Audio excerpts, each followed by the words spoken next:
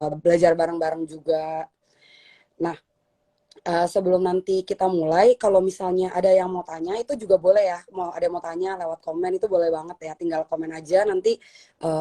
Kalau misalnya pertanyaannya memang mumpuni untuk dijawab, pasti nanti sama pembicara kita akan dijawab ya. Nah, sebelumnya nanti kita akan mulai nih. Kan kedua pembicara kita ini emang mereka ini sifatnya untuk cara belajar juga beda banget ya. Yang satu memang biasanya sistemnya nyicil dan yang satu tuh lebih cenderung SKS. Nah, nanti juga akan dibahas bareng-bareng ya. Nah, jadi kita akan langsung mulai aja ya, Dok ya. Ya, langsung mulai aja ya. Ya, boleh, Dok. Nah, jadi beberapa topik dan juga kalau kalian ada pertanyaan kami akan langsung jawab juga ya. Nah, kita ada topik yang pertama itu yang itu dok gimana nih, apakah dokter ini timnya SKS atau nyicil, terus tanggapan dokter gimana nih buat tips belajar di kedokteran. Ya silakan dok, boleh dari dokter Iren dulu. Ya, kenalin ya guys, nama aku Iren. Kalau aku sih sebenarnya dari dulu emang tipenya tuh nyicil. Jadi gimana ya?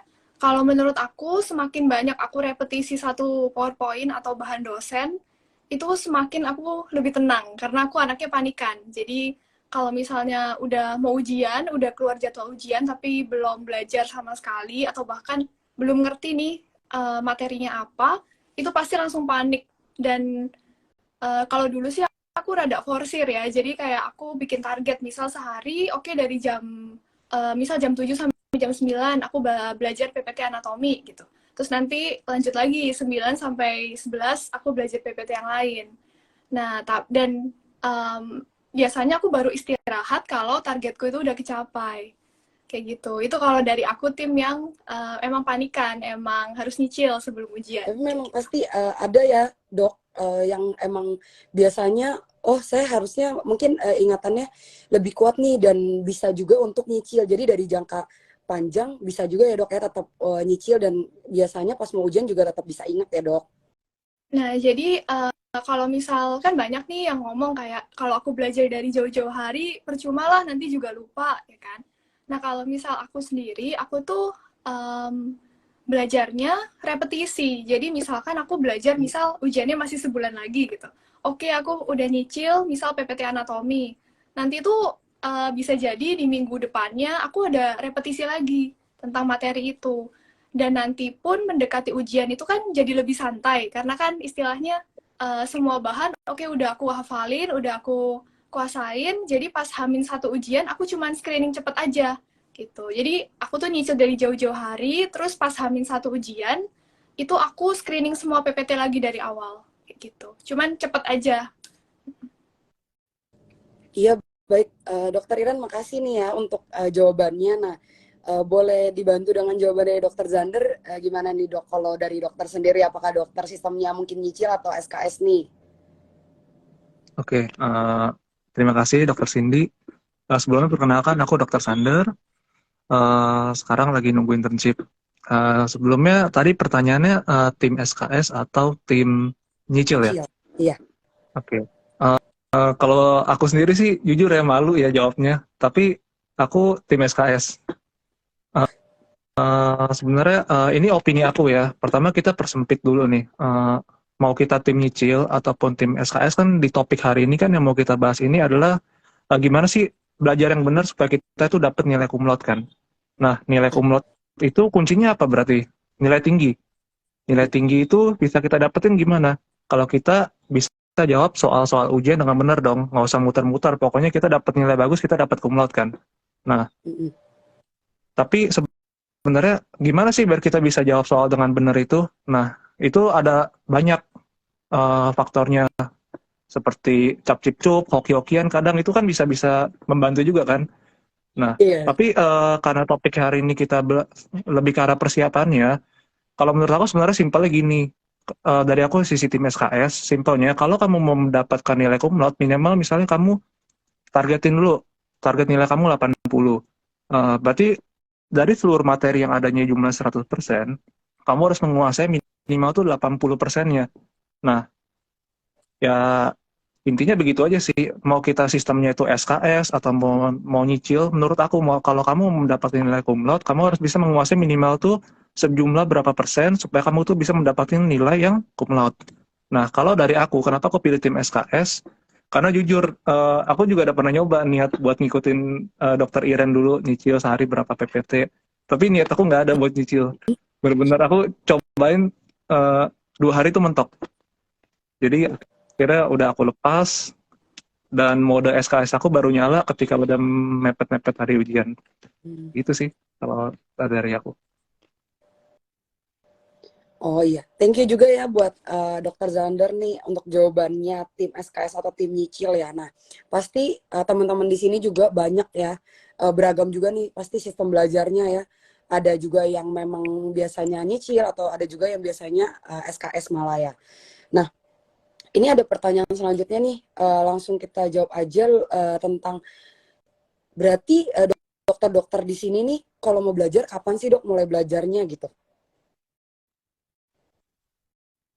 Boleh Mungkin dari sadar Oke, dulu. dokter ya? lanjutin jawaban tadi. Mulai belajarnya kapan ya? Mm-mm. Kalau aku gini, sistem kebut semalam menurut aku tuh nggak mungkin di kehidupan kedokteran. SKS yang kita maksud semalam tuh nggak mungkin. Kalau menurut aku, itu semua itu sebenarnya kembali ke kemampuan kita masing-masing. Tapi personal ya, opini dari aku mungkin bisa membantu pandangan dari orang lain. Sistem kebut SKS yang aku maksud tuh mungkin sistem kebut seminggu ataupun 1,5 minggu. Jadi gini, materi di FK tuh banyak banget, bener-bener banyak banget. Beda sama SMA dulu mungkin kita sistem kebut semalam tuh masih bisa, bahkan ujian negara pun kita masih bisa lah nyoba-nyoba. Ya udahlah belajar gitu kayak orang gila seharian gitu belajar. Tapi kalau misalnya di FK sistem kebut semalam tuh nggak mungkin, materinya banyak banget. Jadi kalau dari aku tuh udah harus mulai belajar sekitar kurang lebih tuh seminggu sampai 2 minggu itu tergantung dari materi yang ada di ujiannya itu. Jadi ya itu kita harus bisa ngukur-ngukur sendiri kira-kira nih materinya harus bisa habis dalam berapa hari. Dan tentu aja mungkin kalau dokter Iren belajar tuh dalam waktu sebulan bisa lebih santai. Bedanya kita belajar dalam waktu eh, 7 hari ataupun 6 hari itu tuh akan lebih forsir. Jadi bisa kurang tidur. Nanti screening di akhirnya juga bisa lebih berantakan. Itu resikonya sih. Ya, thank you Dokter Zander. Gimana nih kalau dari Dokter Iren? Kalau dari aku, karena aku tim nyicil, univ aku itu dulu ada yang namanya kakak asuh gitu. Jadi kakak asuh itu biasa membimbing para maba atau murid-murid baru yang mungkin masih proses adaptasi di kedokteran. Nah, dulu itu aku selalu minta bahan dari kakak asuh aku itu. Entah dari PowerPoint dari dosen atau kayak ya sekedar misal checklist KKD atau apapun yang bisa diturunin untuk dipakai pas aku jalanin blog itu di kedokteran. Nah, kalau misal aku kapanpun aku dapat itu bahan, pasti aku langsung baca gitu. Tapi misalnya nih pas liburan kan, aduh males nih belajar, kan pinginnya liburan, capek abis jalanin semesteran yang panjang banget rasanya. Nah, kalau aku sistemnya bikin target. Jadi tapi targetnya tuh nggak berat. Jadi misal ya udah deh selama liburan ini aku mau belajar 2 PPT, coba aku cicil. Jadi pas masuk bloknya atau masuk modulnya, aku jadi lebih siap. Apalagi kalau dosennya itu ngajarkan PPT yang sama. Jadi kayak pulang ya udah santai karena aku udah hafalin PPT itu. Gitu. Jadi bisa dibilang aku tuh mulai belajar bahkan sebelum Wah, bloknya keren banget mulai. ya dok ya. Pasti Wah, kalau bisa teman-temannya memang pasti kamunya ini salah satu anak yang ambisius gitu ya dok ya. Pasti kita sering banget dengar kayak gitu sih. Kalau misalnya apalagi bahkan kata tadi dokter bilang kalau misalnya belum mulai blok aja udah mulai belajar ya dok. hmm. Itu suka. Karena sebenarnya bukan ambisnya itu loh, tapi paniknya nggak tenang. Soalnya beda banget dok. Iya, Kalau kayak saya gitu. sendiri pun sebenarnya memang panik, tapi lebih bisa kayak dokter Zander gitu, lebih bisa kayak gitu sih dok. Nah, Nah ini ada beberapa pertanyaan nih ya dok yang udah masuk. Kita mau sama-sama jawab juga ya dok ya. Ini ada dari Nesa Salsaf.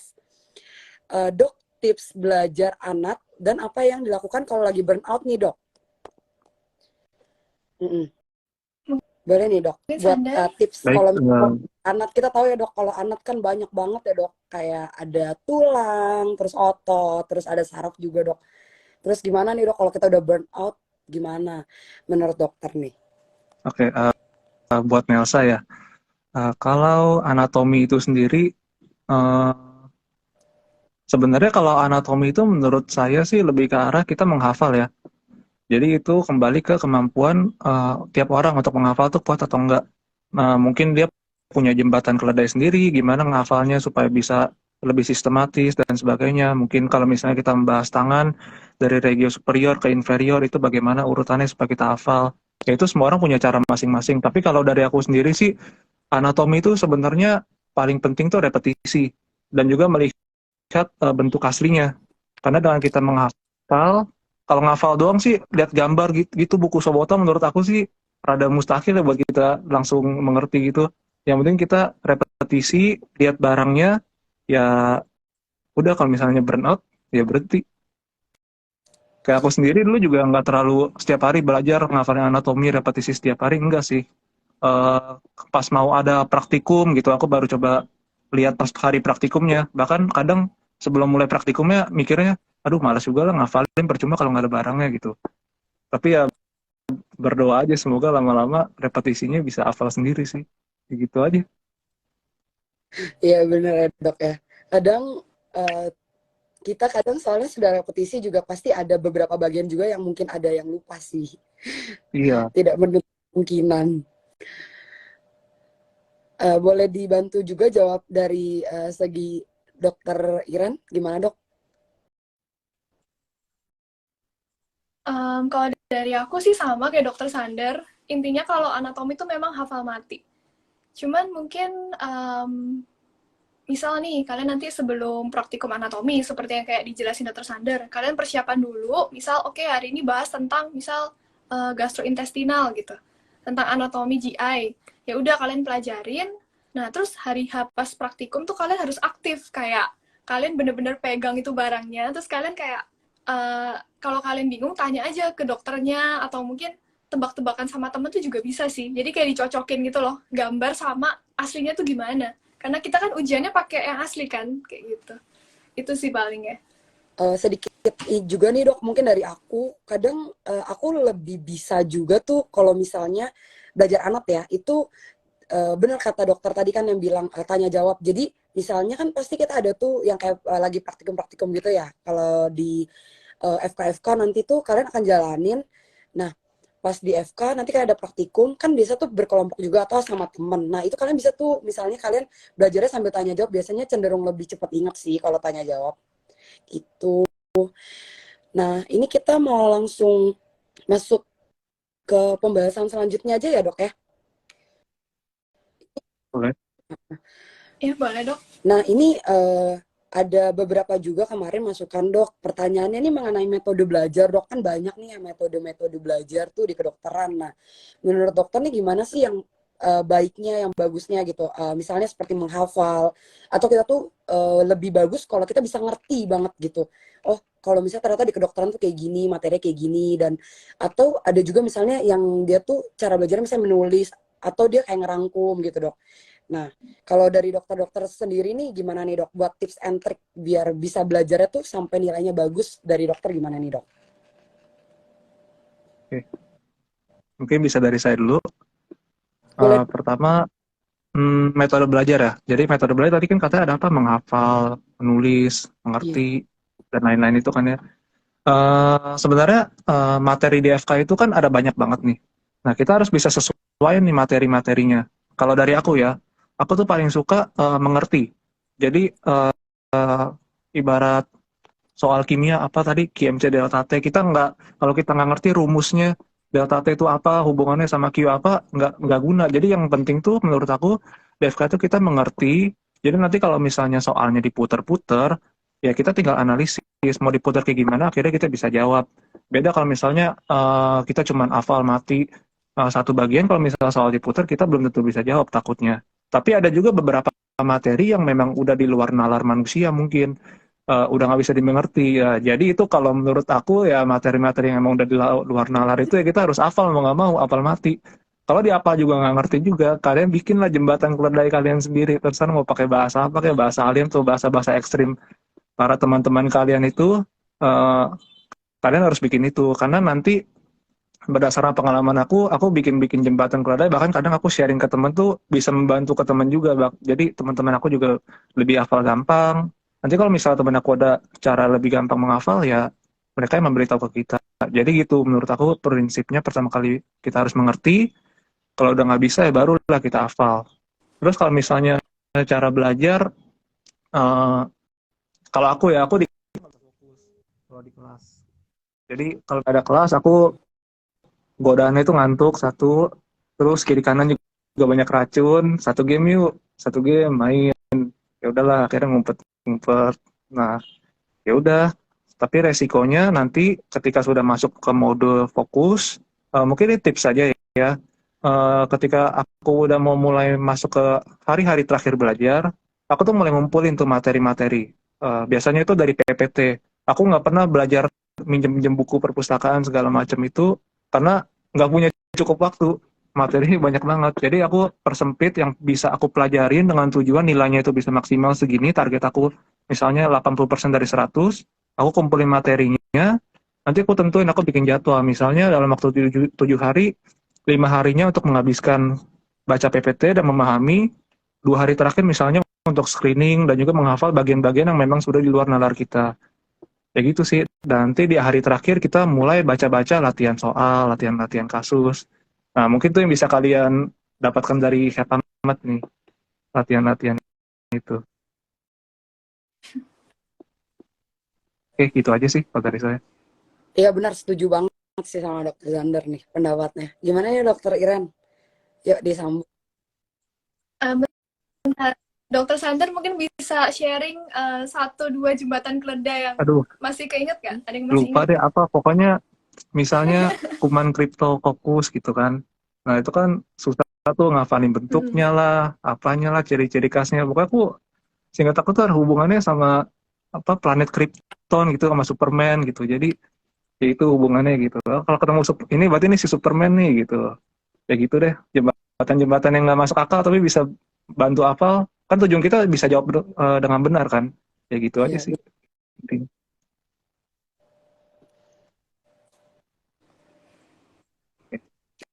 Oke, makasih dok. Kalau dari aku, apa ya? Kalau aku tuh tipenya ngafal mati guys. Jadi pertama kali aku baca PPT itu bakal aku hafalin mati. Udah nggak tahu maksudnya apa, hafalin aja dulu gitu. Nah, terus itu pertama kali baca. Nanti kalau udah di kelas dijelasin, oh baru ngerti gitu kan, lebih ngerti. Terus selama aku di FK ya, PPT dosen itu menurut aku udah sangat membantu untuk ujian gitu. Jadi nggak sesering itu aku tuh baca textbook. Jadi misalnya nih, kalau kita kan ada pemicu atau tutorial ya, atau small group apa discussion lah, beda-beda kan tiap univ ya. Problem based Nah, learning juga ada dok.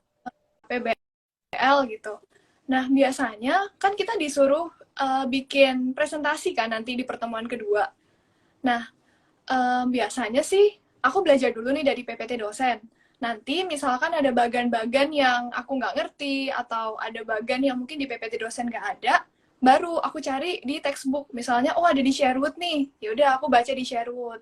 Jadi fokus utama aku tuh kalau belajar di PPT dosen gitu. Karena menurut aku PPT dosen itu sudah mencakup intinya. Jadi yang kamu harus ngerti tuh ya ini gitu. Nanti sisanya kalau kalian mau tahu lebih lanjut, kalian bisa baca di textbook kayak gitu. Cuman mungkin ada kan beberapa dosen yang juga PPT-nya singkat-singkat, terus kita disuruh baca sendiri. Misalnya harus baca textbook kayak gitu. Mungkin Ya, thank you ya. saya mau nambahin. Boleh dok, silakan. Ya. Tadi mungkin buat beberapa dari kalian kan masuk ke tim malesnya nih, yang nggak pernah baca PPT sebelum kelas mulai, pas kelas mulai juga nggak dengerin. Nah, itu ya resiko kita. Dan jadi caranya tuh, satu, kalau misalnya kita lagi belajar, kita baca PPT itu dan nggak ngerti, ya kita coba tanyalah ke yang mereka-mereka kemarin mendengarkan gitu. Coba minta catatannya. Soalnya tuh kadang tuh ada PPT yang misalnya bahas alur-alur gitu. Dan sebenarnya tuh ada hal-hal yang diselipkan oleh perkataan dokter yang kemarin kita nggak dengar. Nah, jadi dengan kita mendengarkan, dengan kita nanya, pasti ntar kita baru akhirnya, oh ternyata gini gitu. Ternyata alurnya ini kurang jelas, sebenarnya kemarin dijelasin gitu.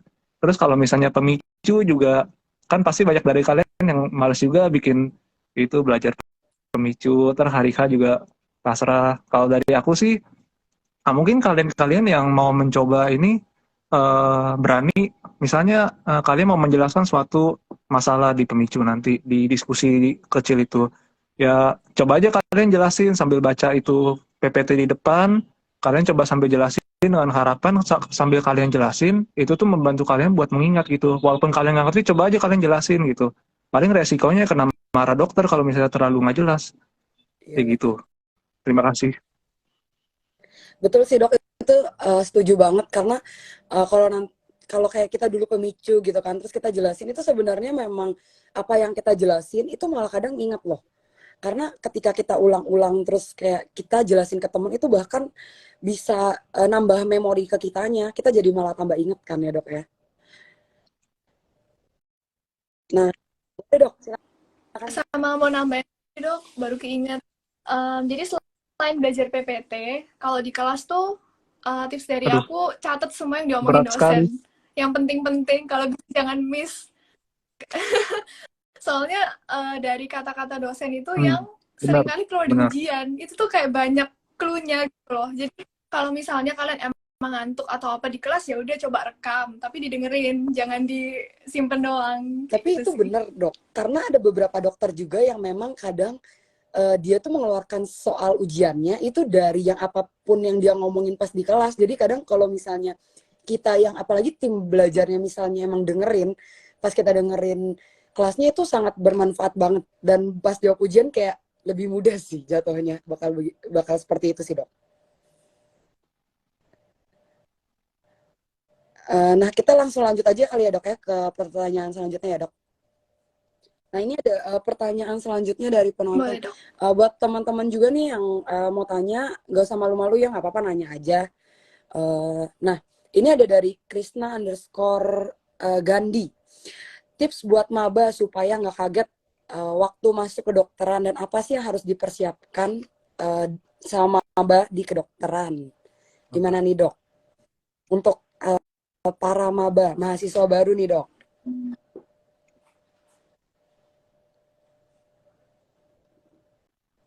Mungkin mental sih ya dok ya. Pasti mental pertama harus disiapin juga sih.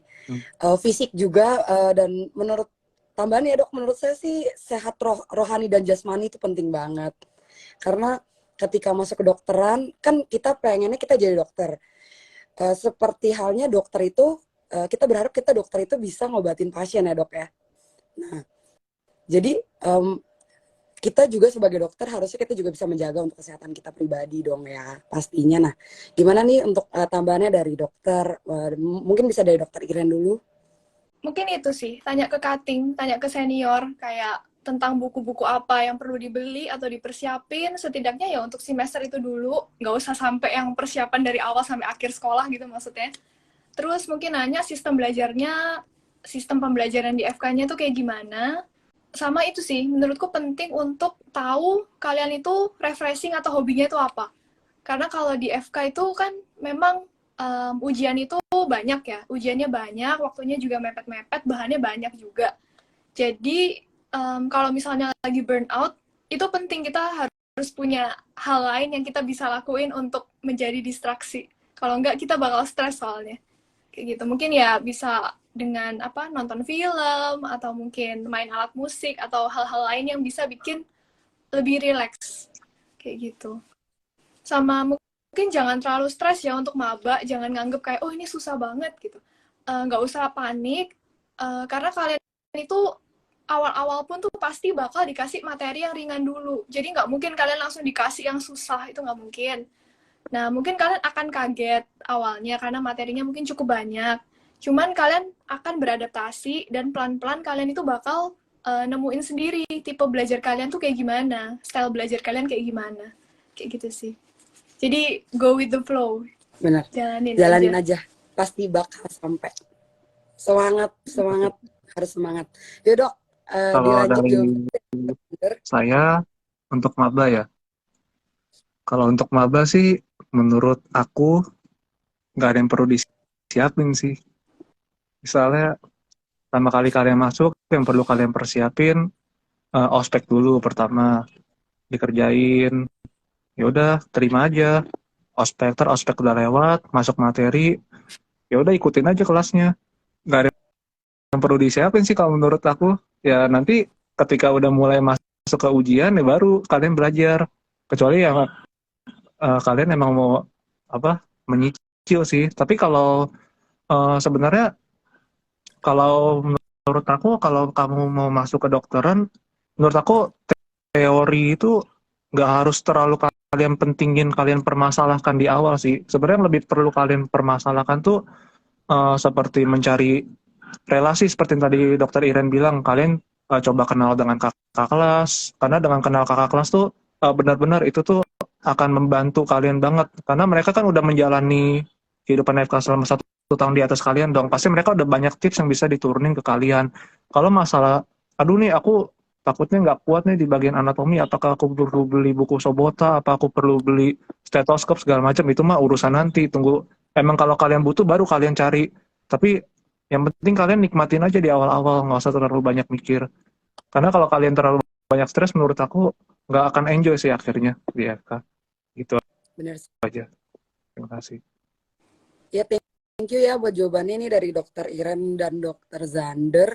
Jadi tadi nih kita banyak banget nih dapat tips-tipsnya juga dan setuju banget karena kakak kelas itu pasti udah lebih berpengalaman ya dari kita karena kan mereka juga udah pernah jalanin. Jadi lebih baik kita juga tanya-tanya dan kita bisa dapat lebih banyak masukan sih biasanya dari kakak kelas juga. Nah, selanjutnya nih kita mau jawab pertanyaan ya. Jadi dokter nih biasanya dok, pertanyaannya yang selanjutnya ada, dok biasanya dokter lebih suka belajarnya tuh sendiri-sendiri dok atau kayak per grup gitu dok, jadi rame-rame belajarnya. Nah terus gimana nih dok tips-tipsnya juga menurut dokter, apakah mungkin ada perbedaan nggak dok dari belajar sendiri atau belajar dari belajar rame-rame juga? Silakan dok. Baik, dari saya dulu. Belajar bareng-bareng atau sendiri? Kalau belajar bareng-bareng sendiri itu tergantung orangnya ya, ini beda-beda tiap orang. Tapi kalau dari aku, sebenarnya kalau untuk menghafal itu tuh lebih enak sendiri, karena nggak ada distraksi. Karena kalau misalnya kita rame-rame, ntar ada yang nanya, kita jadi nggak fokus lah intinya. Tapi kalau dari saya sendiri, tetap kita tuh menurut aku butuh belajar rame-rame, belajar bareng. Itu tuh mau sekali, 2 kali, ataupun 7 kali, itu tuh kalian butuh. Karena dengan kalian belajar bareng tuh, kalian bisa dapat materi-materi yang kalian kurang kuasai itu akhirnya jadi kalian kuasai. Jadi ya intinya saling sharing, saling sharing.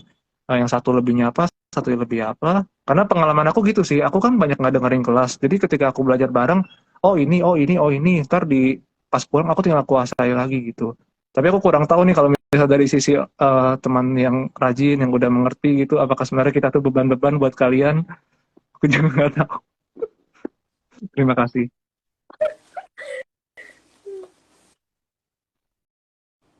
Ya dok, ya dokter Zander, thank you nih ya buat insight-nya. Gimana nih kalau dari dokter Iren?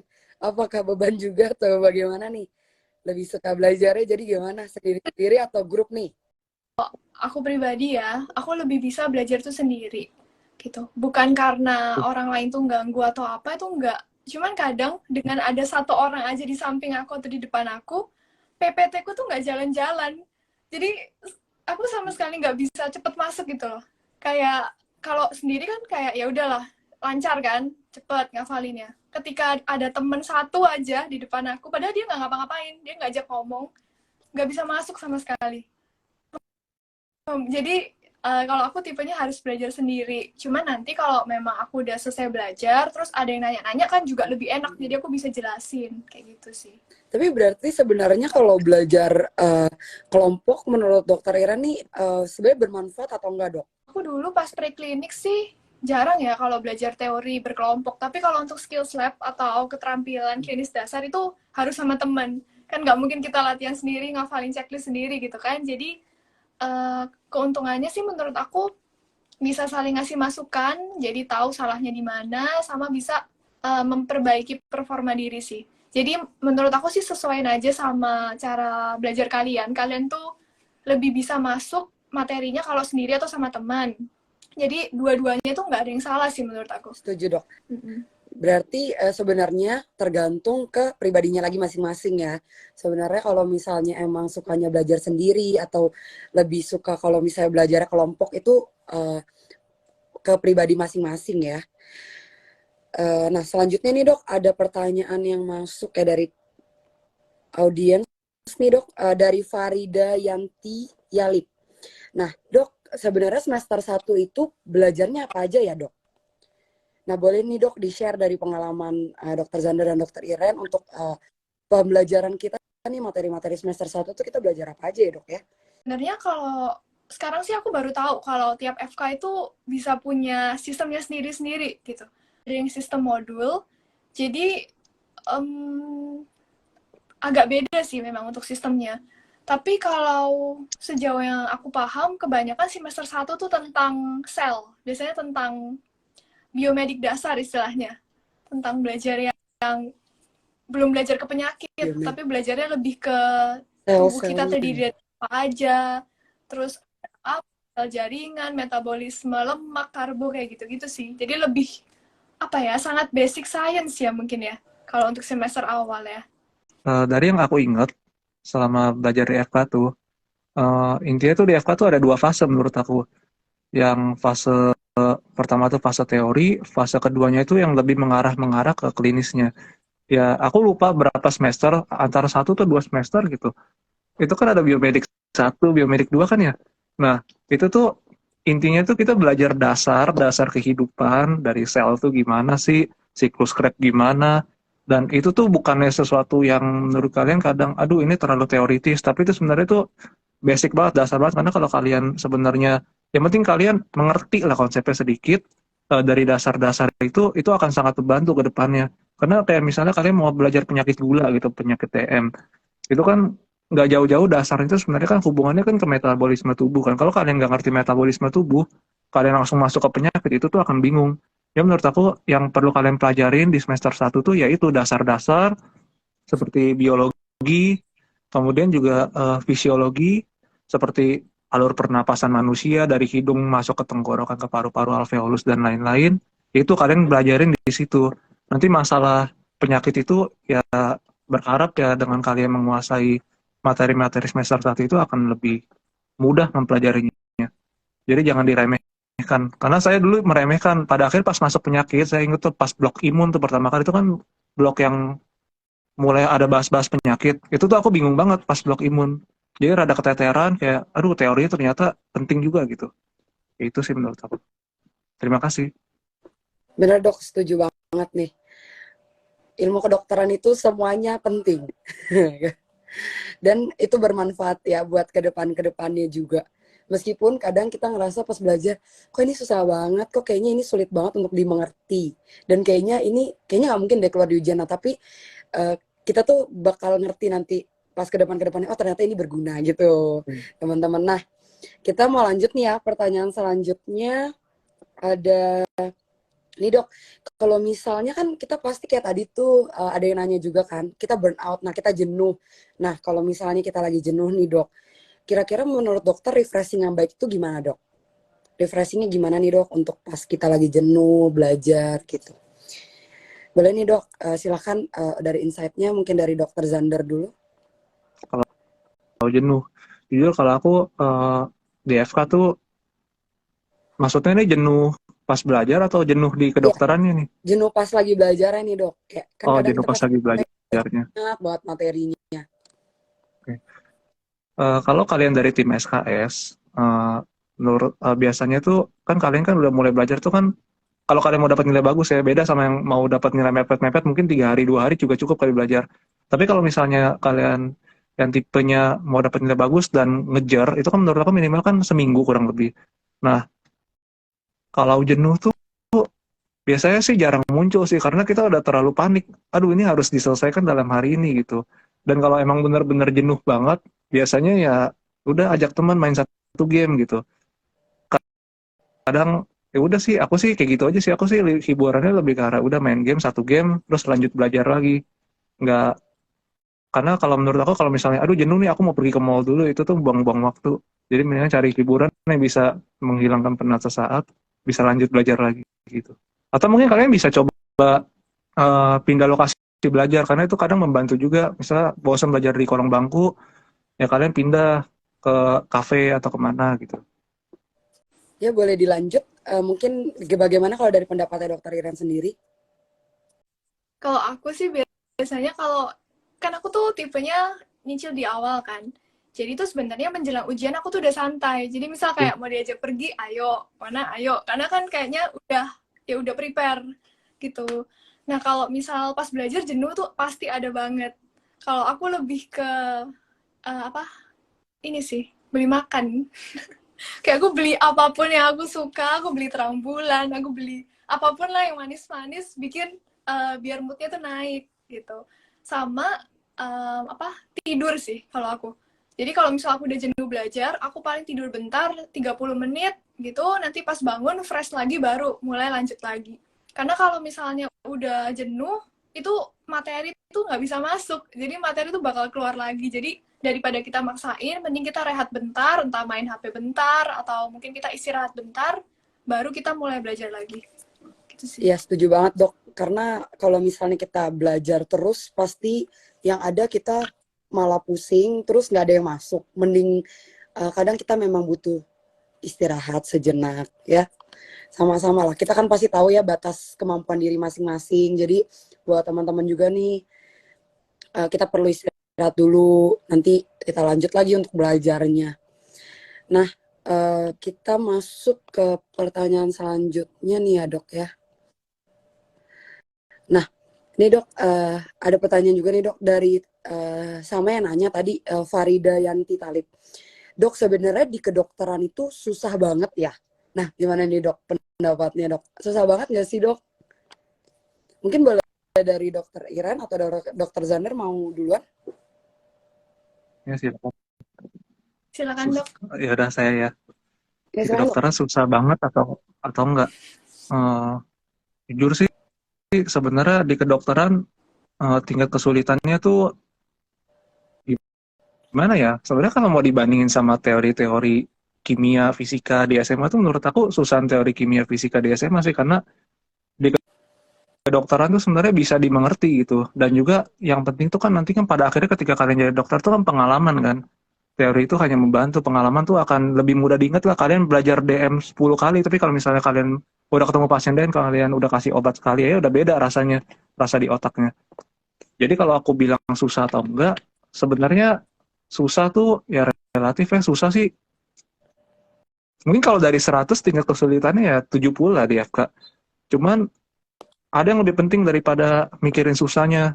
Menurut aku tuh usaha sama pantang menyerah kalian sih.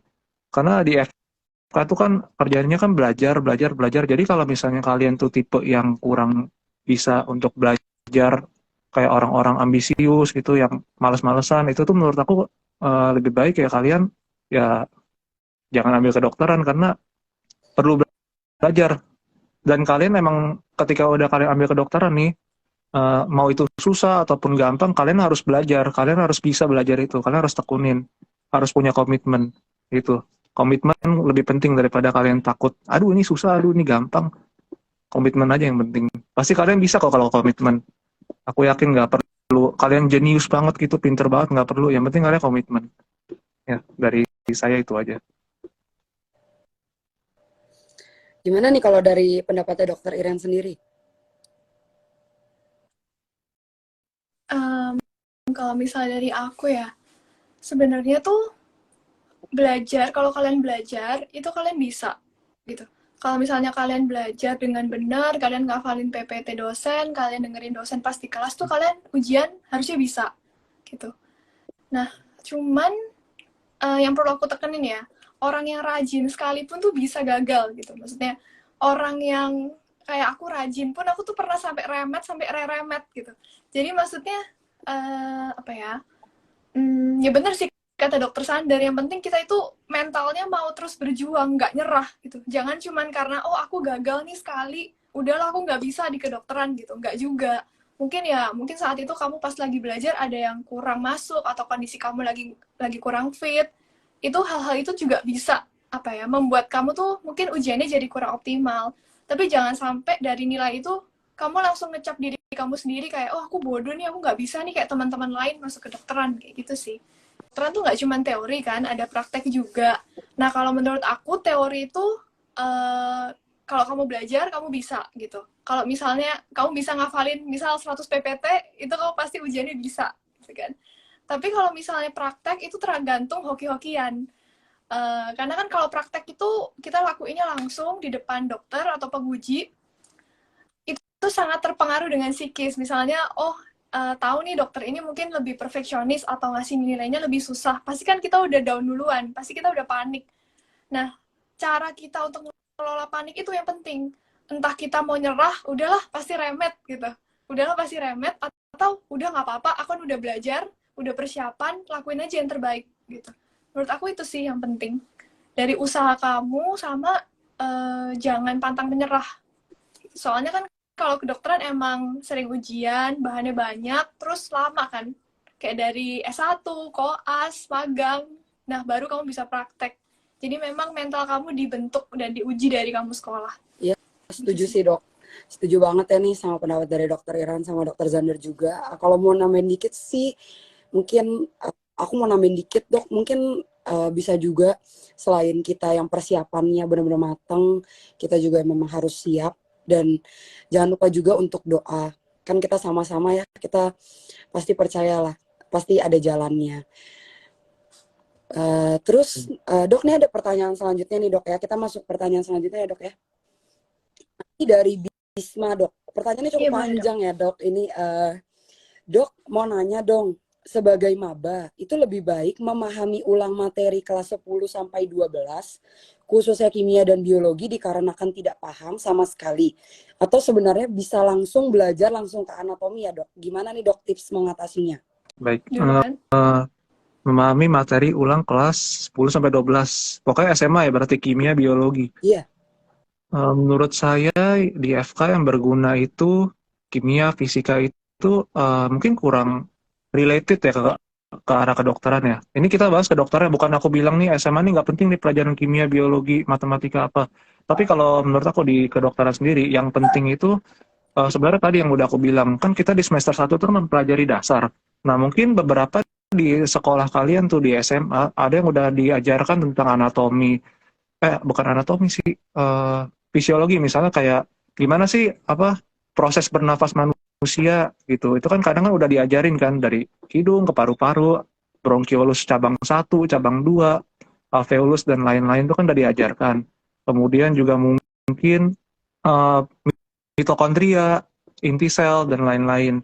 Nah, itu tuh akan dibahas lagi di FK nanti di biomedik karena itu tuh dasar, tapi yang diajarkan di SMA itu nanti akan dibedah lebih dalam lagi di FK.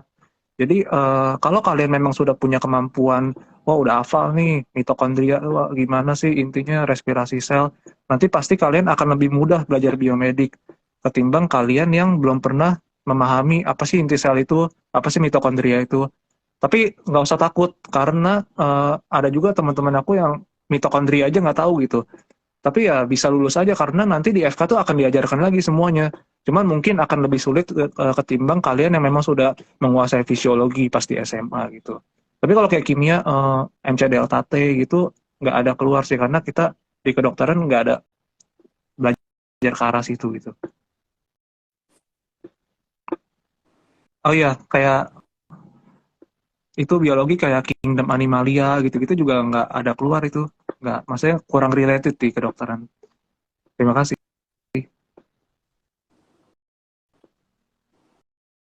Thank you ya dok. Untuk selanjutnya gimana nih dari dokter Iren?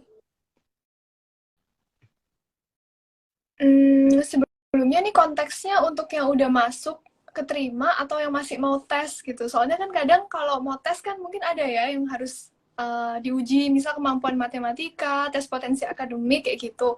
Mungkin kalau untuk pertanyaannya untuk ujian masuk, mungkin perlu juga ya dasar-dasar dari SMA ya.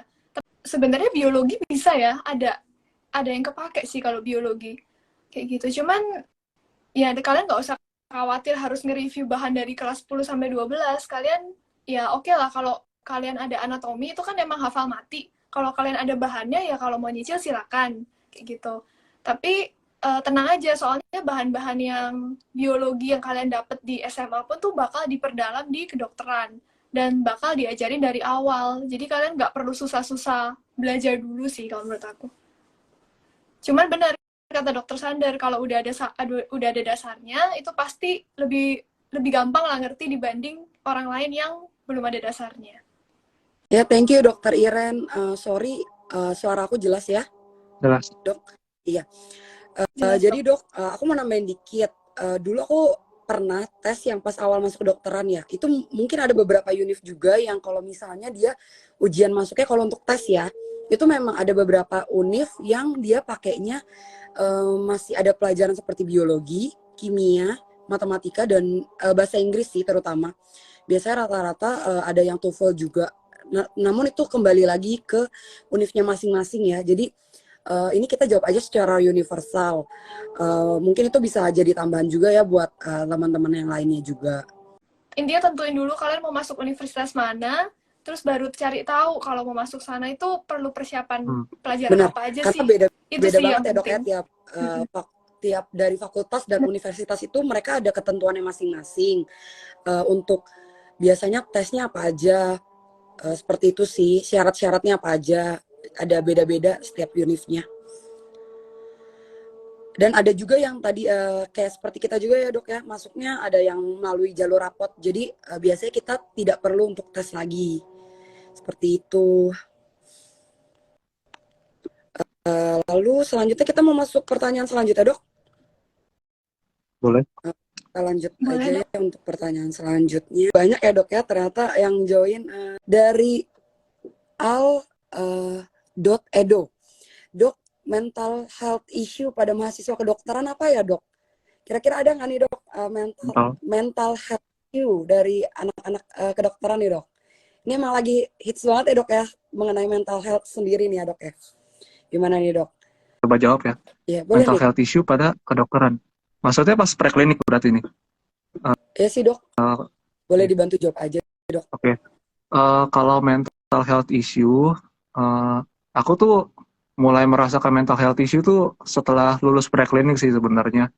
Pas masuk koas. Bahkan kita sampai ingat mental health day itu tanggal 10 Oktober.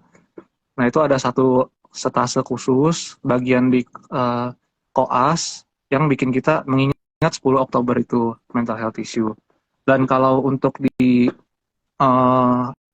preklinik sendiri mungkin yang beberapa hal yang bisa bikin kalian mental health issue tuh yaitu tadi misalnya lagi ujian tindakan, ujian menjahit, ujian apa itu kalian remedial, terus kalian stres banget, kalian nyerah, ya itu mungkin mental kalian bisa kena di situ.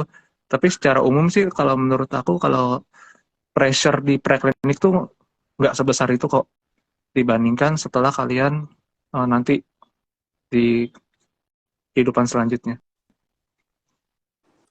Jadi tenang aja, kalian pasti bisa. Pokoknya kalian jangan nyerah aja. Pokoknya kalau di preklinik tuh komitmen kalian yang paling penting tadi yang udah dibilang dokter Iren kan. Komitmen, jangan nyerah, pantang nyerah. Pokoknya walaupun gagal terus coba. Gitu. Aku yakin kalian pasti bisa. Terima kasih. Iya, setuju banget. Yuk, kalau dari dokter Iren gimana nih dok? Kalau dari aku ya, kalau aku kan mungkin tipe yang panikan, jadi mungkin tingkat stres aku lebih tinggi daripada Sander yang mungkin lebih enjoy mungkin jalaninnya. Sebenarnya apa sih yang bikin anak kedokteran itu panik? Sebenarnya tuh mungkin nggak cuma tentang ujian terus ya, tapi tentang misal takut ketinggalan dari teman-teman yang lain, takut udah belajar susah-susah tapi kok belum bisa lulus juga. Terus mungkin ya kayak bandingin juga sama orang lain kayak kok dia lebih santai dari aku tapi lulus kok, aku belajar kok malah kayak remet terus, gagal terus kayak gitu. Jadi pressure di kedokteran itu sebenarnya tentang lulusnya sih, waktu lulusnya. Karena di kedokteran itu emang kan minimal berapa? 3,5 tahun ya untuk S1. Tapi tuh banyak banget tantangan yang harus kita laluin dan kita tuh dituntut harus nyelesain itu semua, harus perfect untuk bisa lulus tepat waktu. Dan apa ya? Dan mungkin banyak ketakutan orang-orang juga takut ketinggalan dari temennya atau takut nggak apa ya, intinya di belakang lah teman udah maju ke tahap selanjutnya kok aku masih di sini gitu. Cuman mungkin di saat itu aku ada stres. Pas aku preklinik aku stres, aku takut banget gagal. Intinya takut gagal yang bikin stres. Tapi pas aku sekarang udah magang, aku ngerasa timing orang tuh beda-beda. Kamu mau lulus duluan, kamu mau lulus nanti. Itu tuh nggak mendefinisikan diri kamu kayak kamu pasti pintar, kamu pasti nggak bisa gitu, enggak. Tapi bisa aja ada hal lain atau di luar kedokteran yang bisa kamu dapat gitu saat kamu mungkin agak molor waktunya kayak gitu sih. Jadi mungkin pertama tipsnya ya coba jangan terlalu bandingin diri kamu sama orang lain. Kayak jangan kamu ngerasa teman kamu berhasil dan nganggep kamu tuh gagal kayak gitu. Jadi ya lebih ke yang penting kamu berusaha, tahu ukuran kemampuan kamu seberapa dan jalanin aja. Mungkin itu ya yang bikin lebih tenang mungkin selama jalanin kedokteran. Sama menurut aku juga penting untuk mencari circle pertemanan yang suportif sih. Maksudnya orang yang bisa dukung kamu pas kamu belajar, orang yang nggak ngejudge kamu atau nganggep kamu apa ya terlalu panikan atau apa gitu lah. Karena kan tiap orang beda-beda. Kadang orang panik itu bukan tujuannya mau jadi nomor 1 gitu, nggak juga. Bisa aja mereka cuma pinginnya lulus kayak gitu dan lulus tepat waktu. Itu aja sih dari aku. Benar, setuju banget dok. Pertemanan yang suportif itu sangat membantu nanti kalau misalnya apalagi kalian udah jalanin keseharian kalian di sana, dimana kalian udah sama-sama lah. Pokoknya nanti kalian akan ada suka dan dukanya pasti ya di kedokteran itu ya banyak, dan mental health itu emang penting banget sih nanti di kedokteran itu. Dan benar itu teman yang suportif itu akan sangat membantu kalian. Ya, kita mau lanjut pertanyaan selanjutnya dok. Tadi ada pertanyaan yang selanjutnya nih dok dari Farida Yanti Talib lagi dok.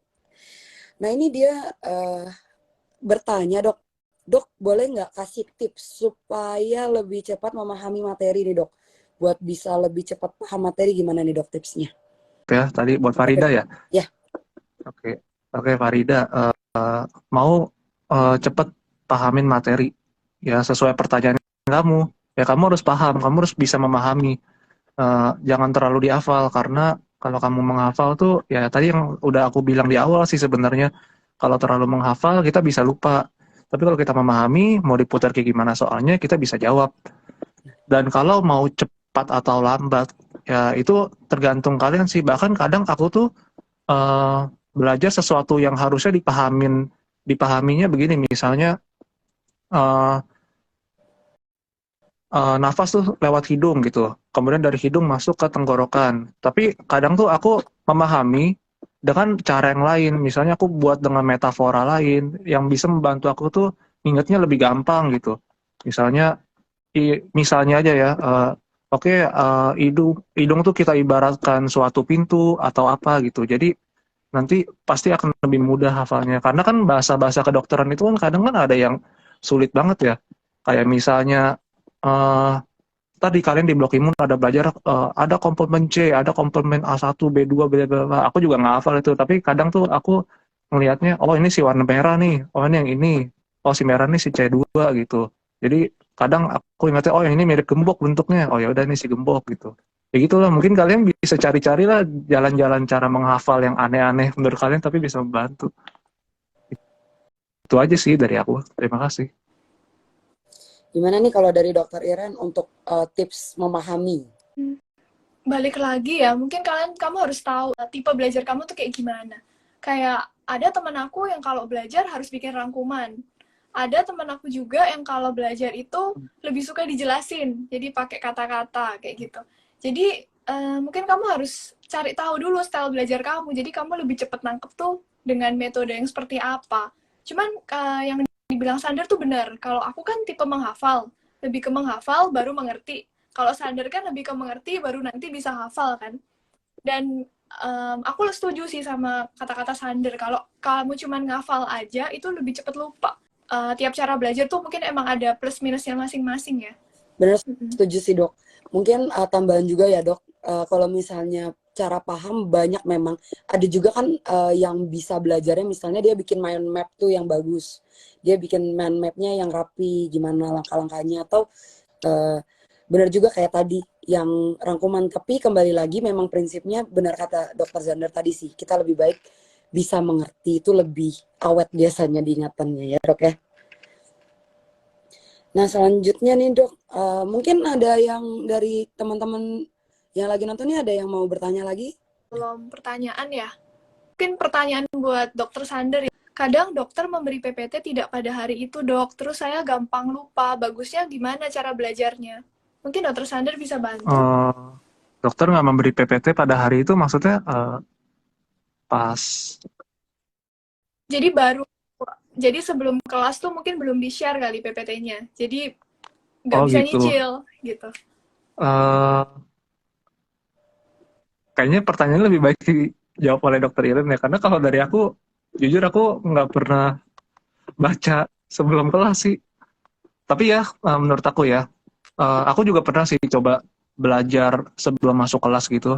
Dan eh, ya itu mungkin kalian bisa coba cari di kakak tingkat kali ya, kalau mau emang benar-benar butuh bahannya. Dan kalau emang kakak tingkat juga benar-benar nggak punya, ya udah kalian coba cari aja PPT-PPT itu kan di Google tuh kan banyak tuh. Misalnya kalian mau bahas hari ini tentang fisiologi melahirkan gitu.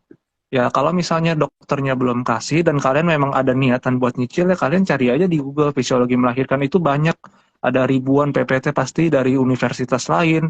Itu kalian bisa ketemu di situ. Dan bahkan beberapa sumber-sumber seperti itu kadang tuh bisa membantu kita loh.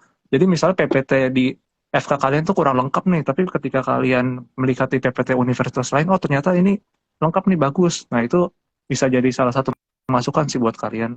Cuman kalau dari aku ya, kalau dari tim yang malas sih, biasanya pasrah sih. Kalau emang nggak ada apa-apa ya udah. Bahkan ada pun kadang kayaknya nggak ada waktu juga deh buat ini. Kecuali ada dokter yang ini ya, kalian harus baca dulu, besok saya tanya kalian satu persatu gitu. Nah itu beda cerita itu. Oke, mungkin dokter Iren bisa kasih masukan lebih bagus. Bentar, aku baru kepikiran nih. Kan tadi ada yang nanya, gimana cara belajarnya biar cepat masuk, ya kan? Nah, mungkin lebih ke pertama kalian tentuin dulu, kalian tuh jam belajarnya gimana? Lebih apa ya? Lebih konsentrasi malam kah atau pagi kah atau sore gitu. Jadi kalian benar-benar cari tahu kapan dan gimana kalian itu paling efektif belajarnya. Terus kalian cari tahu juga tuh, kalian tuh belajarnya bisa langsung hafalin, harus tulis lagi, atau butuh dijelasin sama orang lain. Kayak gitu. Dan benar kata dokter Sander, bikin singkatan-singkatan yang bisa kalian ingat.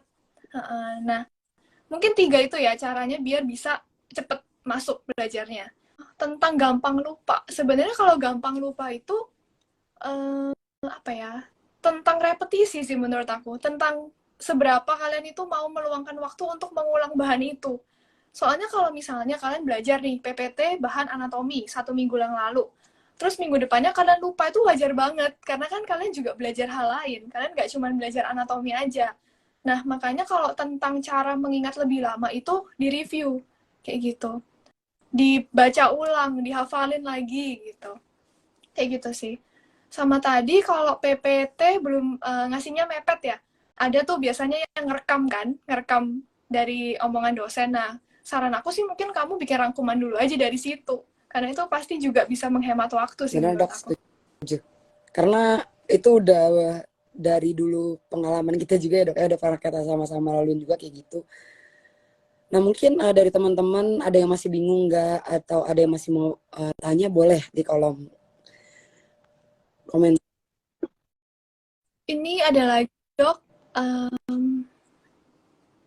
aku izin bacain ya, ini dari kolom question. Dari Cepi. Bener nggak sih kalau jadi dokter itu nggak ada waktu tidur? Mungkin Sander, tim Nggak mungkin santai lah, gimana? nggak ada waktu Begadang nggak tidur. kalau belajar? Eh, Kalau di Untar ya, di Untar itu kan ujian tuh kan kalau nggak salah setiap 2 minggu sekali kan ya, UT1, UT2.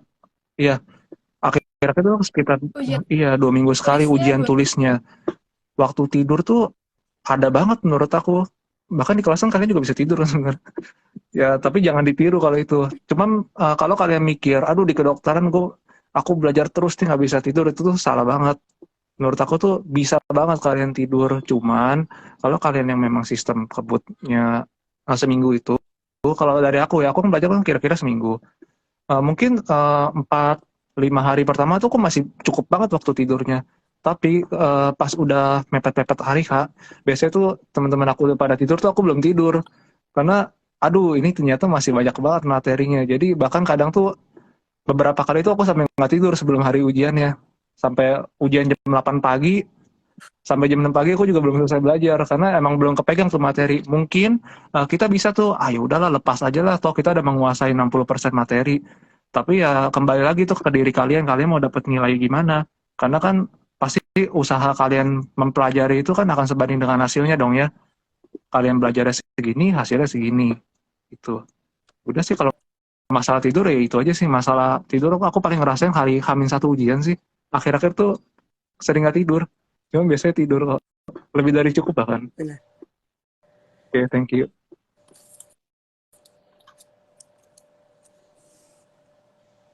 Mungkin kalian kalau mau tidur cukup, ya coba pakai yang teknik menyicil. Jadi nggak kelabakan kayak saya. Betul, setuju banget nih. Gimana kalau dari dokter Iren? Kalau dari aku tuh sama Sander bedanya gini. Kalau aku tuh udah panik di awal, nanti di akhir lebih santai. Kalau Sander santai di depan, terus nanti baru panik deket-deket ujian gitu kan. Nah kalau aku, karena aku emang udah nyicil dari jauh-jauh hari, jadi apa ya, bisa dibilang sih setiap hari waktu tidurnya cukup ya. Misal kayak jam 10 waktunya tidur ya udah tidur, nanti besok pagi baru belajar lagi. Terus kalau misalnya aku sendiri, H-1 ujian itu justru aku nggak bisa forsir. Bahkan aku itu mentok cuman bisa belajar sampai jam 11 malam. Udah, kalau di atas itu teman-teman mau chat nanya apa, udah aku nggak bisa. Karena kayak pikiran aku udah penuh, kayaknya udah nggak bisa. Jadi emang nggak bisa belajar di atas jam 10.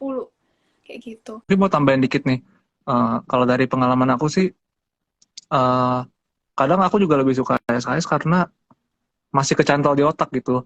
Karena kan aku emang tipenya kayak yang tadi siapa, gampang lupa. Iya. Jadi kalau aku menghafal dan gampang lupa, di otak aku tuh aduh percuma deh, udah mendingan hari terakhir aku benar-benar menghafal. Karena memang benar sih ketika jawab-jawab soal ujian yang memang benar-benar paling diingat itu ya review-review di jam-jam terakhir bahkan sebelum masuk ruangan ujian.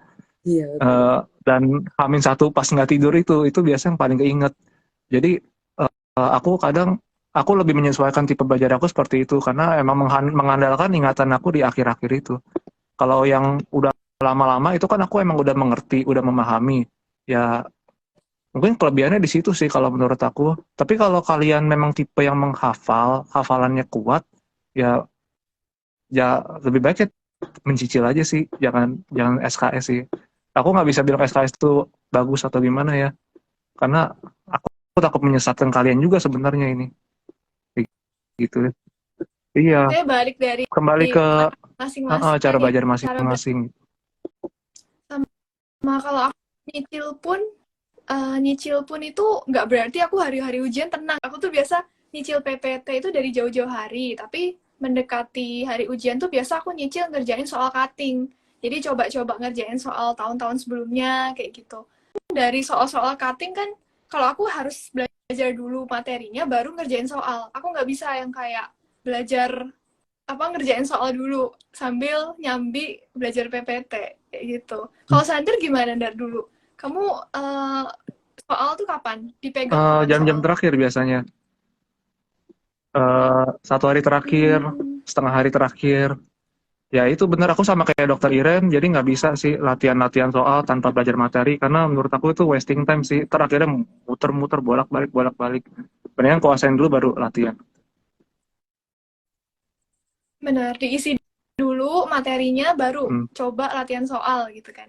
Dan yang gitu sih, kita nggak bisa matokin 100% ke latihan soal. Jadi kalau saran aku sih, latihan soal itu jangan, apa ya, misal kalian belum selesai belajar, udahlah belajar soal aja.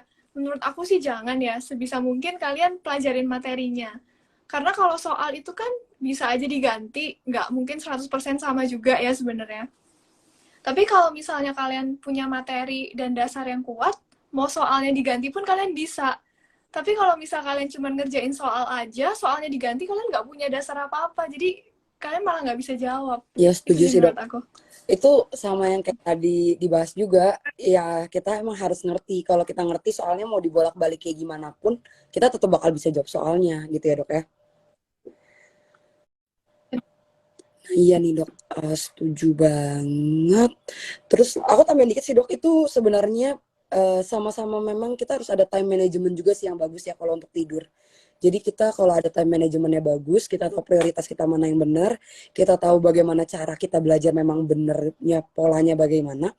Nah nanti kita bisa tahu untuk jam tidur kita pun bagaimana gitu kan ya. Bener ya dok ya.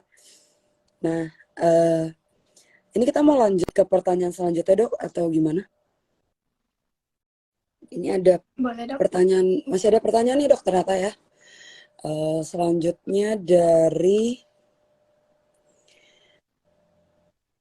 ini dok, n_va_r. Halo kak, mau tanya, kira-kira ada tips nggak untuk mengurangi tangan gemetar ketika mengoperasikan alat bedah seperti pinset, pisau bedah dan sebagainya? Ini maksudnya, sorry aku mau tanya, ini maksudnya berarti lagi koas atau gimana nih? Atau gimana? Saya di preklinik agak jarang ya kita pakai ini ya, kayak maksudnya alat bedah, pinset, pisau bedah. Mungkin ada sih ya buat ketika ujian mungkin seperti sirkumsisi kali ya dok ya. Ini mungkin pertanyaan untuk skill atau bagaimana ya ini? Untuk tips agar mengurangi tangan gemetar ketika mengoperasikan alat bedah dok. Saya coba jawab secara universal aja ya. Ya boleh dok.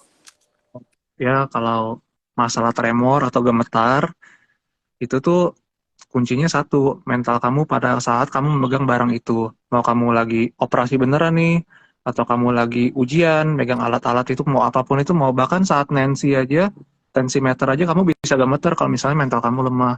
Ya itu, jadi ya tipsnya kamu latihan setiap hari, latihan sama teman, eh, tindakan kamu lancar, dan juga kuatin mental kamu. Ya, itu kembali ke kalian sih, aku nggak bisa kasih tips bagaimana kuatin mental, karena kalau aku tuh mungkin pas mau ujian aku tuh selalu masang mindset di otak, ya udahlah ya gitu, ya udahlah ya jalanin aja. Jadi panik aku tuh berkurang.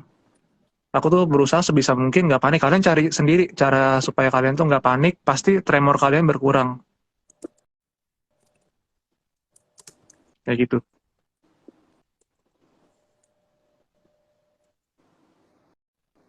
Setuju nih sama dokter Zander, berarti kita harus bisa mengendalikan pikiran dan ketenangan kita juga ya dok ya. Berarti harus benar-benar Benar, tenang itu paling penting menurut aku. buat pas mau ngelakuin tindakan itu kita benar-benar harus pikir ini tindakannya benar atau enggak dan tenang ya dok ya dalam posisi kita emang Iya. buat ngelakuinnya. Nah gimana nih kalau dari dokter Iren? Latihan banyak-banyak sama temen, kuasain checklist, bener-bener hafalin step-stepnya, bener-bener kuasain banget. Jadi pas hari H itu nggak mungkin kalian nggak deg-degan sebenarnya. Kalau aku pribadi sih aku deg-degan. Aku jantungnya kayak dedek kan, otomatis kan tangan juga pasti pas ngerjain juga gini kan, geter. Nah cuman balik lagi, kalau misalnya kita geter gitu, udah nih punya skillnya. Aku udah belajar, aku udah latihan kemarin sama teman-teman, lancar. Berarti sekarang tinggal mental aku aja nih, harus dikuatin. Karena kalau misalnya aku geter terus, waktunya malah nggak cukup, atau malah aku ngelakuin kesalahan, kan aku nyesel sendiri. Udah susah-susah belajar, tapi gara-gara aku panik, jadi gagal gitu kan. Tapi bener kata Sander, kita harus nguatin mental. Kayak tarik napas dalam sih kalau aku. Tarik napas, agak tenang, baru udah. Nggak usah mikirin pengujinya siapa, lakuin aja. Yang penting kamu itu berpacu sama waktu. Menurutku itu sih, kamu fokus sama waktu kamu tinggal berapa menit. Dan selesain proses alur ujiannya dari awal sampai akhir. Nah, kalau untuk koas kan memang kita tuh jahit ke orang beneran ya, maksudnya ke manusia beneran, entah kita dikasih kesempatan pas jaga IGD atau sama pas lagi di bagian bedah. Kalau itu sih menurut aku tremor itu wajar ya, karena kan pertama kali dikasih kesempatan, diliatin lagi sama dokter spesialis kan kadang, diliatin juga. Cuman ya mungkin itu kayak kamu harus rubah mindset kamu kayak oke, kan aku juga masih belajar, kalaupun aku ngelakuin kesalahan nggak apa-apa, yang penting aku terus latihan, yang penting aku mau nyoba, ini gitu sih. Banget nih sama dokter Iren ya. Jadi kita jangan takut untuk mau coba dan latihan sih benar. Kita karena kan latihan itu pasti membuat kita lebih terampil ya. Jadi kita harus sama-sama mau belajar terus, latihan terus. Jadi kalau misalnya kita udah latihan terus kan biasanya kita bisa lebih terbiasa sih kan ya. Itu juga. Nah, kita mau langsung lanjut lagi, Dok, atau gimana nih, Dok? Langsung lanjut aja, Dok ya. Ini ada pertanyaan lagi nih, Dok. Dari Farida lagi nih, Dok ya. Dok, kalau di kedokteran itu harus pintar bahasa Inggris nggak nih, Dok? Oke, Sander, boleh duluan. Mungkin tergantung universitas kalian. Ini aku bahas konsep preklinik ya. Mungkin ini tergantung konsep tempat di mana kalian tuh kuliah. Kalau di Untar sendiri, menurut aku tuh bahasa Inggris itu ya mungkin tingkat kebutuhannya itu 30% dari 100 deh. Karena bahasa-bahasa yang digunakan tuh kan biasanya kan masih bahasa Indonesia. Dan kalau memang kalian, nggak tahu sih, aku jarang ketemu bahan yang benar-benar dari bahasa Inggris sih. Karena aku sendiri pun kalau misalnya belajar langsung dari textbook yang bahasa Inggris tuh rada susah nangkepnya. Jadi aku lebih cari bahan yang mungkin yang udah dirangkum sama orang-orang dalam bahasa Indonesia gitu. Ya sih kalau preklinik menurut aku sih mungkin masih bisa ya. Tapi kalau untuk selanjutnya uh, kan kalian kan nanti kan bakal butuh jurnal nanti pas skripsi, saat bikin skripsi butuh jurnal, butuh apa. Menurut aku sih bahasa Inggris tuh ya mulai kepake di situ sih. Ya kalian belajar aja pelan-pelan bahasa Inggris dari nonton-nonton film segala macam, tapi jangan dijadiin itu kayak patokan, aduh aku nggak bisa bahasa Inggris nggak bisa masuk ke dokter nih. Nggak, kok itu salah. Kalian pasti bisa kok, walaupun dikit-dikit ya kalian ada basicnya, pasti bisa kok kuliah kedokteran. Jangan dijadiin masalah itu. Ya benar, Oke. setuju nih, Dok. Memang sebenarnya dibilang kayak tadi dokter Zander bilang ya, kita ya kalau kita ada basicnya harusnya oke lah ya, Dok ya. Mm-mm. Gimana nih kalau dari dokter Iren sendiri nih? Aku sih pribadi bukan orang yang pintar bahasa Inggris ya. Aku jujur aja, emang dari dulu tuh paling nggak bisa itu mat sama Inggris. Pas SMP gitu emang paling lemah di situ. Kalau dari aku, pertama kayak Sander, aku anaknya lebih cari buku Indonesia. Jadi aku lebih milih membaca textbook Indonesia daripada aku maksain baca textbook Inggris tapi aku nggak ngerti juga isinya apa. Kayak gitu kan jadi lebih wasting time juga. Jadi maksudnya kedokteran tuh perlu bahasa Inggris karena ya jurnal-jurnal pun kan kita biasa ambilnya dari yang dari luar pakai bahasa Inggris juga.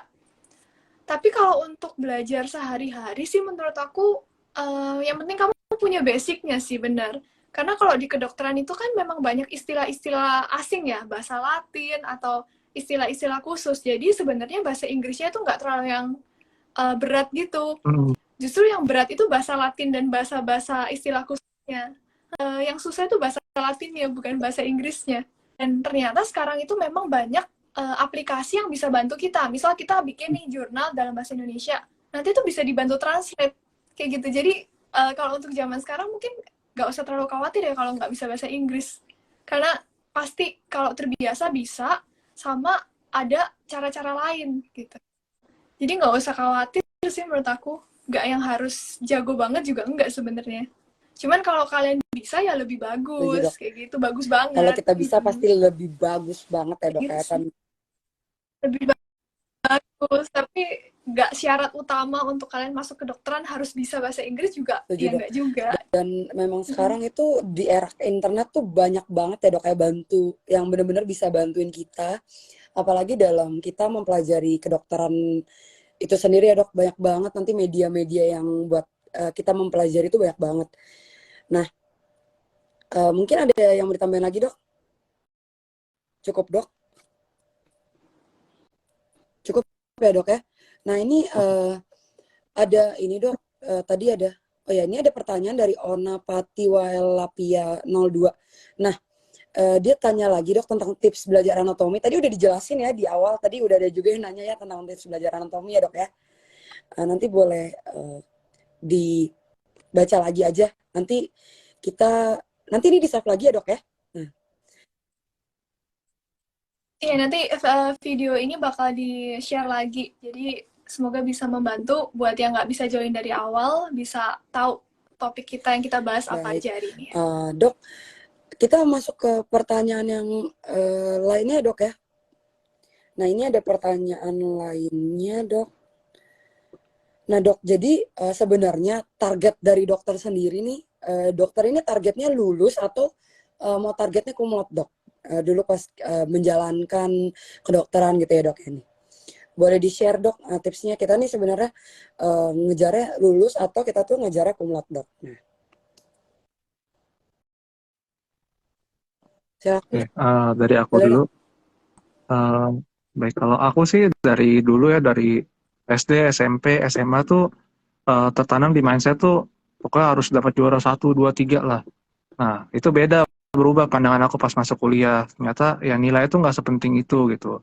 Lulus SMA emang kita masih lihat lagi nilai kita berapa sekarang, nggak kan? Nah, tapi pas di kuliah, itu tuh aku mulai malas belajar. Cuman habit yang aku bawa dari SMP, SMA itu masih ke bawah sampai aku kuliah. Jadi biar gimana pun aku nggak tenang kalau misalnya aku belum menguasai suatu bahan nih. Jadi pada akhirnya aku tetap belajar walaupun mepet. Akhirnya aku paksain belajar tuh karena kalau nggak tenang. Ketika udah menguasai ya nilai yang bagus itu pasti akan mengikuti usaha kita gitu. Jadi tujuan aku awalnya mau cum laude itu enggak. Cuman aku bisa mendapatkan nilai yang cukup baik, sedikit lebih tinggi, ya itu karena habit bawaan aja. Jadi bukan semata-mata emang tujuan, aduh, aku harus cum laude, pokoknya aku harus cum laude. Enggak, aku nggak berharap kayak gitu sih. Jadi kayak bonus lah ibaratnya. Oke, Dokter Nah, Iren. ini kalau dari Dokter Iren. Aku panikan banget. Aku tuh pas preklinik takut banget gagal, takut banget kayak takut banget kayak ngulang atau gagal atau sampai di drop out gitu-gitu. Aku takut banget. Pressure-nya tuh gede sih menurut aku. Kayak aku harus lulus tepat waktu.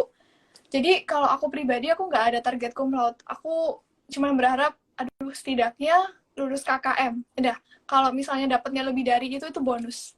Itu sih. Jadi aku dari awal nggak pernah yang target kayak aku harus cum laude gitu, enggak, karena aku yakin bakal lebih stres lagi dibanding yang aku dulu gitu. Kasih ya, Dok ya, untuk jawabannya dari Dokter Zander dan Dokter Iren. Bertanya, Dok, kalau belajar lewat PPT dosen aja apakah cukup? Itu sih. Boleh dari Kalau dari Dokter Zander Zander gimana, dulu. Dok? Kalau dari saya, jujur emang karena mepet ya saya belajar hanya dari PPT dosen sih. Dan kalau emang ada tambahan-tambahan yang emang harus kalian dapatkan dari textbook, ya mentok-mentok ya aku tanya ke teman-teman aku yang belajar pasti. Jadi nggak terlalu uh, sebenarnya kalau dipikir-pikir ya, emang kita tuh harus belajar dari banyak sumber. Cuman itu tergantung kalian aja, kalian bisa mengumpulkan materi-materi itu bagaimana. Kalau aku sendiri kan aku kan belajar dari PPT dosen. Kemudian dari penjelasan dokter-dokter, aku coba kalau aku ada catat ya aku pelajarin, tapi kalau misalnya nggak ada ya aku minta ke temen gitu. Itu kembali lagi ke karena sistem belajar aku yang terlalu mepet sih. Jadi nggak ada waktu buat belajar dari luar PPT dosen. Cuman ya kenyataannya selama aku di Untar sih, untungnya masih bisa lulus dengan aman sih. Asal kalian benar-benar kuasai ya itu PPT, karena udah materinya kalian sempitkan, kalian mepetin, tapi kalian nggak kuasai, itu bahaya banget. Itu kalau dari aku. Benar, setuju. Kalau dari Dokter Iren sendiri gimana nih, Dok?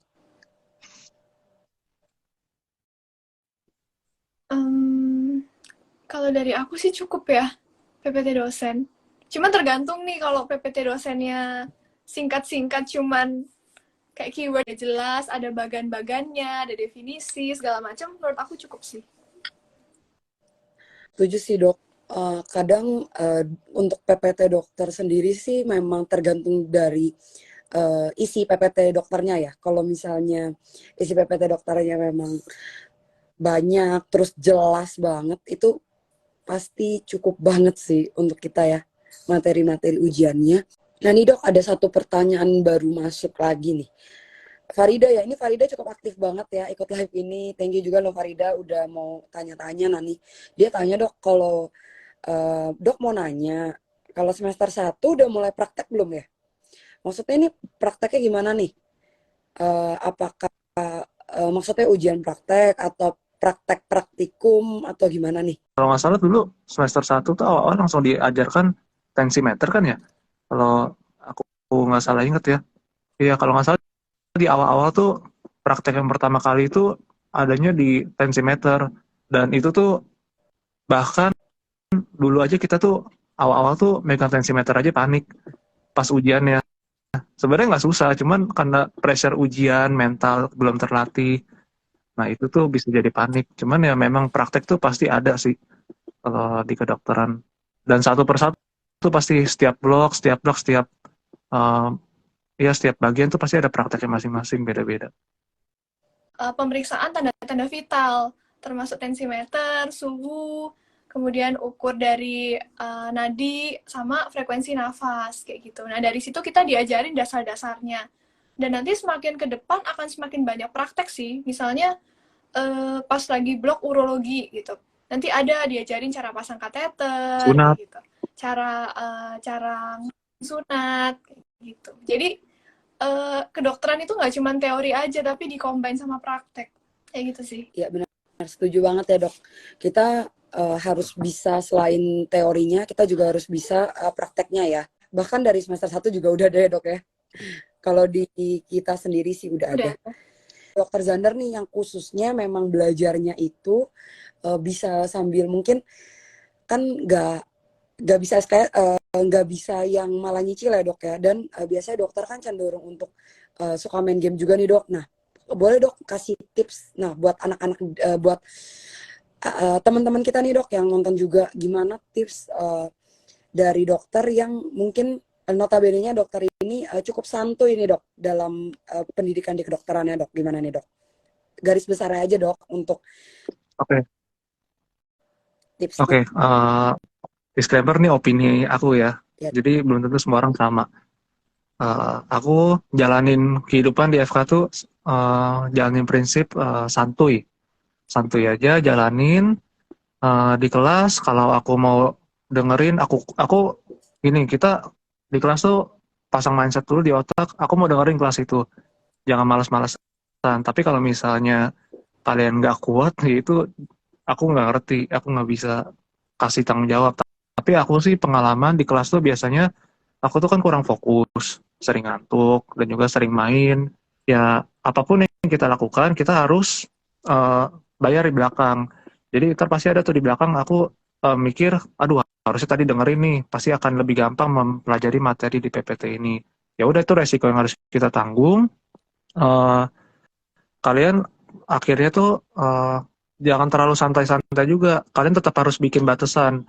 Kayak misal tadi ujian misalnya minggu depan ya kalian udah harus belajar minimal tuh seminggu ke atas. Jangan males-malesan, aduh ntar aja lah tunggu 3 hari. Ya mungkin bisa lulus, cuman ya nilainya nggak maksimal. Jadi kalian tetap harus bagi waktu, walaupun kalian di kelas santuy, kalian main kartu, kalian main Mobile Legends, kalian ngerank, malamnya juga ngepush, nggak tidur, ya di akhir kalian harus tanggung jawab, kalian harus belajar ketika emang udah mau ujian. Itu sih yang paling susah menurut aku tuh, kadang tanggung jawab orang tuh kadang udah, aduh ya udahlah, aku segini aja belajarnya ntar juga lulus, aduh ya udahlah ntar juga ada remed. Jangan pasang otak itu, pokoknya kita harus lulus dengan nilai maksimal. Oke, itu aja sih dari aku. Ya, Tanggung jawab. kali dok. Ya, betul sekali ya. Yang penting kita emang harus tetap tanggung jawab untuk apa yang udah kita pilih ya dok ya. Kan kita udah pilih nih Iya, mau belajar di kedokteran, mau masuk kedokteran, tetap harus bertanggung jawab dengan apa yang sudah kita pilih dan berusaha untuk menggapai apa yang kita pilih itu semaksimal mungkin. Bagus banget nih insight dari dokter Zander ya. Nah, ini juga untuk penutup nih dari dokter Iren sendiri. Gimana nih dok, insight dokter garis besarnya aja dok. kalau dari dokter sendiri, dari dokter yang notabene-nya nih dok, belajarnya cukup rajin dan ambisius nih dok, gimana nih dok? Silakan dok. Hmm, mungkin gimana ya? Balik lagi kan mungkin tiap orang kemampuannya beda-beda. Kalau misalnya aku nyicil karena aku mungkin ngerasa eh, aku panikan. Kalau misalnya aku panik, jatuhnya malah stres. Jadi mending aku belajar kayak gitu. Terus misalkan ya sebenarnya ada positif sama negatifnya. Kalau aku sih ngerasa dengan teknik belajar aku, mungkin aku lebih siap pas ujian. Terus mungkin mendekati hari ujian juga tidurnya bisa cukup. Terus mungkin lebih bisa baca bahan lain selain PowerPoint gitu. Misal ada tambahan-tambahan catatan dan lain sebagainya. Jadi untuk bahan yang aku pelajarin mungkin jadi lebih luas dibandingkan kalau aku SKS kayak gitu. Tapi kalau aku sih negatifnya, aku nyadar kalau aku terlalu panik gitu. Mungkin kalian bisa pelan-pelan nyicil, tapi nggak usah terlalu panik atau terlalu forsir diri kalian sendiri. Karena justru itu nggak baik untuk mental health kalian. Terus ya intinya uh, mempengaruhi kalian ke depannya lah. Kayak gitu. Jadi pokoknya kalian cari tipe belajar kalian, nyamannya kayak gimana. Kalau kalian lebih suka nyicil ya nyicil. Kalau takut lupa ya di-review lagi bahannya. Tapi pesan aku ya jangan terlalu stres, itu aja sih. Enjoy aja, terus nggak usah bandingin diri kamu sama orang lain atau maksudnya jadiin orang lain itu motivasi nggak apa-apa, tapi jangan sampai dengan ngelihat keberhasilan orang lain tuh kalian nganggap diri kalian nggak bisa, kayak gitu sih. Yang penting kalian ngelakuin semampu kalian lah dan usaha kalian sendiri. Jadi jangan nganggep orang lain tuh saingan juga, karena nanti kalian kerja pun kan juga kan tujuannya baik, mau sama-sama bantuin orang, bukan untuk saingan sama sejawat kan. Ya, Justru setuju dok. kalau bisa kan saling bantu justru. Kayak gitu sih. Bagus banget ya dok insight-nya ya. Nah, Ini dok. teman-teman makasih yang udah join live-nya. Senang banget teman-teman udah mau join juga di live Heparen kali ini di hepa.med IG-nya. Nah, nanti kalau misalnya masih ada pertanyaan yang belum terjawab atau teman-teman ternyata masih kurang puas nih dengan jawabannya, nah kalian boleh kok untuk mau tanya lagi di komen atau boleh juga DM. Sebisa mungkin kalau kita bisa jawab ya dari tim Hepamed, nanti kita akan jawab kalian satu persatu. Dan terima kasih ya teman-teman udah sama-sama mau join. Semoga apapun yang kita udah bahas, kita udah sharing malam ini bisa sama-sama untuk kita ya, bisa sama-sama untuk kita berkembang satu sama lain untuk kemajuan juga sejawat. Tetap semangat ya semua. Terima kasih. Yuk kita Terima akhirin ya. kasih semuanya. Selamat malam semuanya. Thank you.